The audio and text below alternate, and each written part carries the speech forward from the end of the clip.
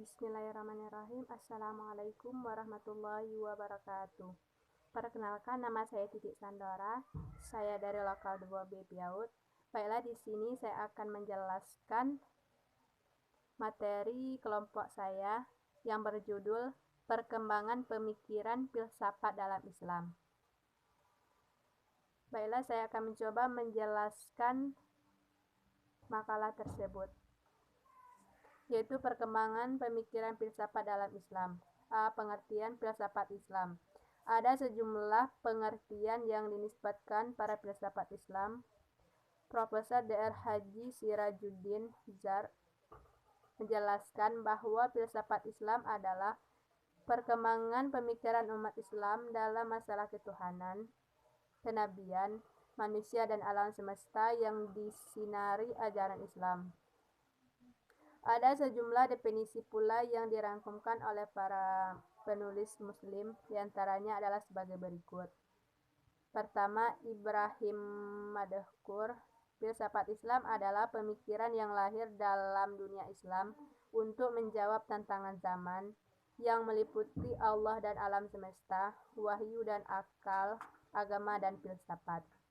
Menurut yang kedua, Ahmad Fuad Al-Ahwani, filsafat Islam adalah pembahasan tentang alam dan manusia yang disinari ajaran Islam.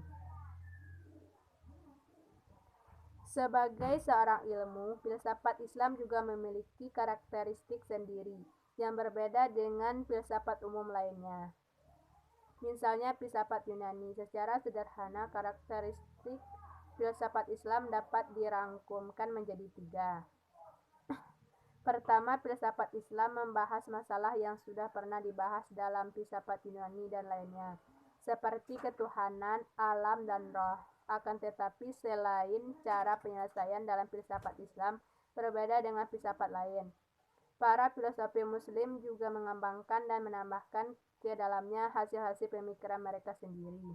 Kedua, filsafat Islam membahas masalah yang belum pernah dibahas oleh filsafat sebelumnya, seperti filsafat kenabian. Ketiga, dalam filsafat Islam terdapat pemaduan antara agama dan filsafat, antara akidah dan hikmah, antara wahyu dan akal. Baiklah, di sini dapat disimpulkan dengan demikian jelaslah bahwa filsafat Islam merupakan hasil pemikiran umat Islam secara keseluruhan. Pemikiran umat Islam ini merupakan buah dari dorongan ajaran Al-Quran dan hadis. Kedudukan akal yang tinggi dan kedua sumber ajaran Islam tersebut bertemu dengan peranan akal yang besar dan ilmu pengetahuan yang berkembang maju dalam peradaban umat lain, terutama peradaban Yunani, Persia, dan India. B. Sejarah perkembangan pemikiran filsafat di dunia timur Islam. Menurut Mustafa Abdul Razik, pemakaian kata filsafat di kalangan umat Islam adalah kata hikmah atau hakim, sehingga kata hakim ditempatkan pada kata filosof atau hukum al-Islam, hakim-hakim Islam. Islam dalam perjalanannya telah menempuh waktu yang cukup lama, yakni 15 tahun. Dalam perjalanan yang demikian panjang, terdapat 5 abad perjalanan yang menakjubkan dalam kegiatan pemikiran filsafat, yaitu antara abad ke-7 hingga abad ke-12.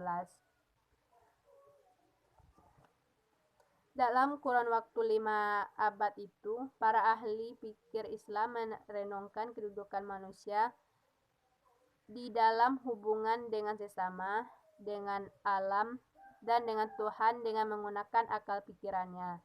Mereka berpikir secara sistematis dan analisis serta kritis sehingga lahirlah para filsuf Islam yang mempunyai kemampuan tinggi karena kebijaksanaannya. Dalam kegiatan pemikiran filsafat tersebut, terdapat 2 macam kekuatan dalam berpikir, antara lain sebagai berikut. 1. Para ahli pikir Islam berusaha menyusun sebagai sistem yang disesuaikan dengan ajaran Islam. 2. Para ulama menggunakan metode rasional dan dalam menyelesaikan soal-soal ketauhidan. C. Tokoh-tokoh pemikiran dalam filsafat Islam. Dalam sejarah perkembangan pemikiran filsafat ilmiah Islam ini terdapat beberapa ahli pikir yang memiliki kemampuan tinggi karena kebijaksanaannya, yang mana mereka menekankan pada metode berpikir yang sistematis, analisis, dan kritis. Adapun para ahli tersebut, yang pertama ialah Al-Kindi. Nama Al-Kindi ini merupakan cikal bakal terbentuknya Banu Kindan, yaitu suku keturunan Kindan yang sejak dulu menempati daerah selatan Jazirah Arab, yang tergolong memiliki apresiasi kebudayaan yang cukup tinggi dan cukup dikagumi orang. Dalam sejarah hidupnya, Al-Kindi menghasilkan beberapa karya. Kebanyakan dari karya ini berbentuk makalah, tetapi jumlahnya amat banyak, sekitar 200 lebih. Yang kedua, Ar-Razi. Ar-Razi berlatar belakang sebagai seorang yang senang mempelajari ilmu kimia. Tak heran jika kedua matanya buta akhirnya akibat dari eksperimen yang dilakukannya. Adapun karyanya ini kebanyakan berbentuk buku, seperti ilmu fisika, kimia, logika, matematika, dan astronomi. 3. Al-Farabi. Al-Farabi mempunyai nama Abu Nasr Ibnu Audak Ibnu Torbahan Al-Farabi. Karya dari Al-Farabi antara lain Al-Jami'u Baina Ra'di Al-Hakiman Afalatoni Al-Habib Waristotan, atau pertemuan penggabungan pendapat antara Plato dan Aristoteles. Kedua, Tahsilu as-Sa'adah, mencari kebahagiaan.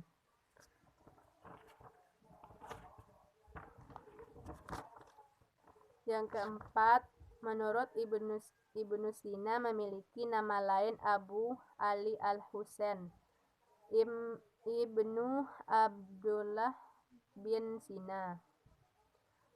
Hasil karya dari Ibnu Sina antara lain seperti As-Sifa, merupakan buku filsafat terpenting dan terbesar dan terbagi menjadi 4 bagian, yaitu logika, fisika, matematika, dan metafisika. 5. Ibnu Maskawi. Ibnu Maskawi termasuk filosof Islam yang memusatkan pemikirannya kepada etika Islam. Karya dari Ibnu Maskawi antara lain kitab Al-Fawz Al-Ahgar, atau tentang ketuhanan, jiwa, dan kenabian, atau metafisika. 6. Al-Ghazali.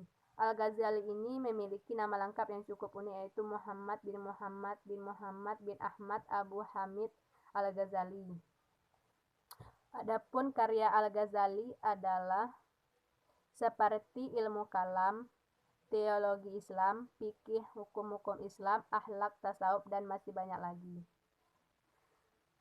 Mungkin hanya itu yang dapat saya jelaskan. Saya akhiri dengan wabillahi taufiq wa hidayah. Wassalamualaikum warahmatullahi wabarakatuh.